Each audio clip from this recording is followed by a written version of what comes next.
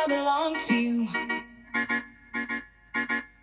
I belong to you. Do just what you want. Today, I go play the 1-2 no limit game at the final table. I buy in for the max $400. I get my chips and head to the table. Starting off the session, a few players limp in for $2, and when actions on me, I look down at King Jack offsuit and raise it $8. Two players call, and then C8 rips it all in, and looks like she has about $300. For you OG fans, this is my arch nemesis from the first few vlogs. She's back. I really don't think she has anything. I mean, how are you just gonna limp in for $2 and with such a small pot, go all in? Doesn't make much sense, but I snap fold, and so does everyone else. Hey, I don't want no smoke. I've learned my lesson. Nice bluff, nice bluff. The very next hand, and I straddle $5 on the button. Everyone folds except for the cutoff, and he raises to $15. And I look down at King 9 offsuit and make the call. I'll give you some action. The flop is Queen 7-10 all offsuit, and I need a jack for a straight. He leads out for $15. I could just make the call, but I decided to go with the more aggressive route and raise it to $45. I want to see where I'm at and also want to put any pressure on one pair holdings. He makes the call, and the turn is a 9 of spades, which now brings in a couple straight draws such as King Jack, 8 Jack, and 8-6. He checks it over me, and I continue the aggression and bet $50.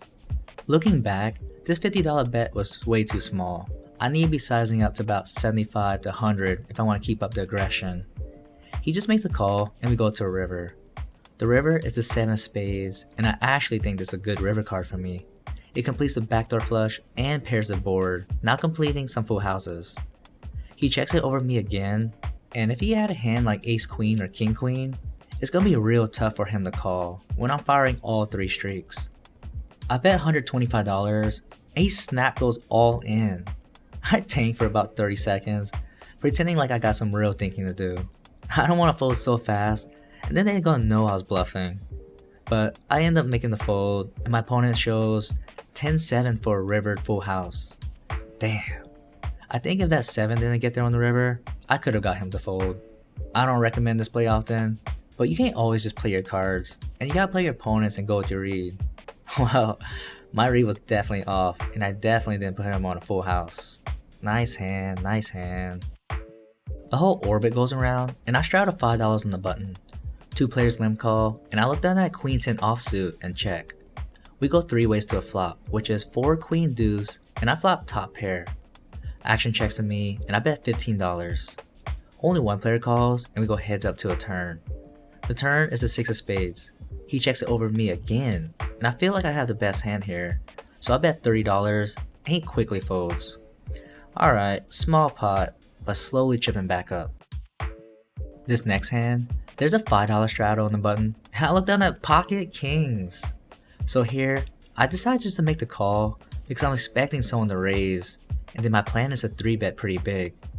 If I raise here with first action, I feel like most people will fold, and I wouldn't get much action. Well, that doesn't work. 3 players just limp call, and normally the person that straddles on the button, they will raise pretty big here being in position and try to steal the dead money in the pot. Nope, not this time. The button checks and we go 5 ways to a flop, and I'm out of position. Great.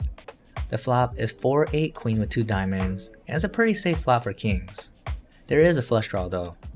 First action's on me, and I check. I show signs of weakness pre-flop, so I gotta stick to my story and look weak post-flop. The big blind bets $16. Thank goodness. Everyone folds, and with actions on me, I should be raising here, trying to represent like a diamond draw. I just make the call, and we go heads up to a turn. The turn is the 4 of spades, which now pairs the board. This could kill some action, but I check again, and the big blind bets $25. Well, I don't have much behind, so when action's back on me, I rip it all in, trying to target a queen or flush draw. The big blind doesn't think too long about it before making the fold. Alright, I'll take it, but I was really trying to get paid with my kings. I definitely don't like how I played this hand. I think the better play is to raise pre-flop and hope someone 3-bets me. And since I just limped in, I need to be raising on the flop and try and make it look like I was on a flush draw, because no one could really put me on kings. I lost a lot of value in this hand, but I'll learn from this one and try to make the better play next time.